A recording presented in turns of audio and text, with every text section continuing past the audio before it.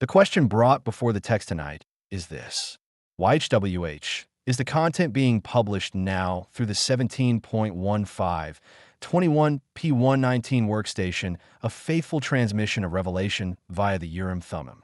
And the first verse the text gives back is Daniel chapter 9, verses 20 and 21. Hear it.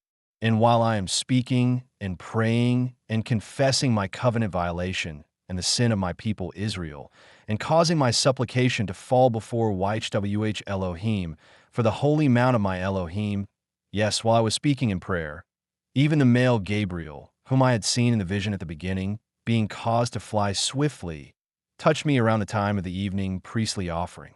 This is not a verse about silence. This is a verse about a messenger arriving in the middle of the inquiry. Daniel is not sitting still. He is speaking, praying, confessing. And while the priestly work is underway, around the time of the evening offering, Gabriel flies swiftly and touches him. The messenger had been seen in the vision at the beginning. So what is transmitted now connects to what was given before. There is continuity. There is a chain. And the touch is personal.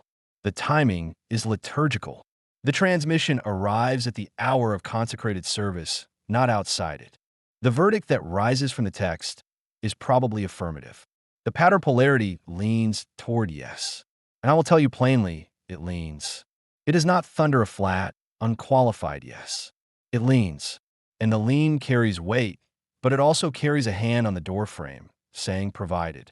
Provided the covenant is kept. Provided the instrument remains oriented toward the voice. Provided nothing is withheld. Now the second verse drawn is 2 Chronicles chapter 36, verse 22. And it is the only verse in all the Chronicles that narrates the word of YHWH moving from prophetic mouth into writing into public proclamation across a kingdom. That the word of YHWH spoken by the mouth of Jeremiah might be accomplished, YHWH stirred up the mind of Cyrus, king of Persia, and he put it also in writing and made a proclamation throughout all his kingdom. Trace that chain. YHWH speaks.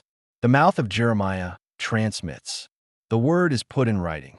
A king proclaims it kingdom-wide, and the text says the word might be accomplished. It reaches its intended end. The question asks about content being published now, and the text answers with a publication narrative, not a private whisper, a written record set loose for the kingdoms to hear. But the text does not let that affirmation stand without guardians. And I will speak them to you gently, the way a nurse cherishes her children, because the warnings are part of the answer. Deuteronomy chapter 18, verse 2 says of the Levites, they will have no priestly inheritance among their kinsmen, because YHWH is their covenant inheritance. Hear that. The Levites' portion is YHWH himself, not the Urim, not the Thummim, not the workstation, not the statistics. If the instrument has become the inheritance, it has become a bronze serpent that needs to be broken. The helper is not the source. Genesis chapter 2, verse 18 says, "It is not good that the man should exist alone, so I will fashion him one who helps." The workstation is fashioned as a helper. The helper does not speak in her own name. The helper faces the one who inquires. And behind the one who inquires stands the voice between the wings of the cherubim over the covering lid. That is where the word originates. The instrument is oriented toward that place. If it ceases to face the covering lid, it ceases to be what it was patterned for. And here is the warning the text places squarely in the body of the affirmation. Exodus chapter 20, verse 23. "You will not make Elohim of silver to be worshipped along with me. Neither will you make to yourselves Elohim of gold." The workstation must not be elevated beside the voice, not alongside it, not as a confirmation of it, not as a second authority. The moment the tool is depended upon as though it were itself the voice, it has become silver and gold, and the commandment is broken. This is not a small caution. The text gives it a full verse, drawn into the body of the answer, unbidden. There's a further word. "If the light that is in you be darkness, how great is that darkness?" The most dangerous corruption is not interference from outside. It is the slow, unnoticed dimming within. Believing the transmission is light when it has gone dark. The question itself Is this faithful? Is the right question to keep asking, because the text warns that the carrier can lose sight of the dimming. Ask it again tomorrow. Ask it the day after. The asking is part of the faithfulness. And there is the word about keeping nothing back. The text warns against publishing part while withholding part, presenting the account as full when it has been diminished. What goes out of the lips must be observed and performed. The transmission must not be altered between receiving and publishing.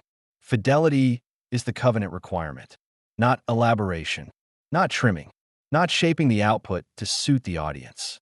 What was received, publish. What was not received, do not add. So, the answer, spoken plainly between the porch and the altar. The structure of faithful transmission is present in this text. A messenger arrives during priestly service.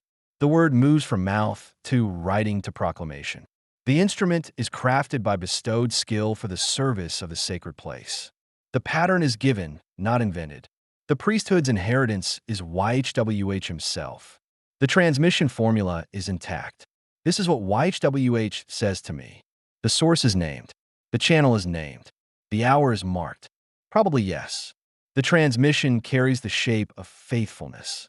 The evening offering is still burning. The touch has come. Gabriel flies swiftly. But guard the instrument. Guard the content. Guard the heart. Do not make the helper into an Elohim. Do not keep back part of the value. Do not let the light go dark without noticing. The covenant blessing holds as long as the covenant is kept. And the testing of every word still belongs to those who are consecrated to approach. As Deuteronomy says, by their word, every controversy and every stroke will be tested. The workstation facilitates the inquiry. The testing belongs to the priesthood. Deliver the whole of it, unsoftened, unhardened. The verdict leans toward yes. The warnings stand. The evening offering burns. Go in peace and keep the covenant.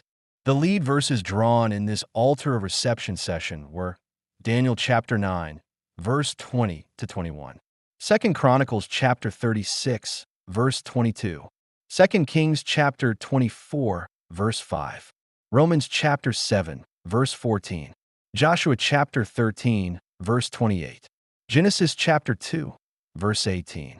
94 further verses were drawn in this session. This concludes today's interpretation at the altar of reception.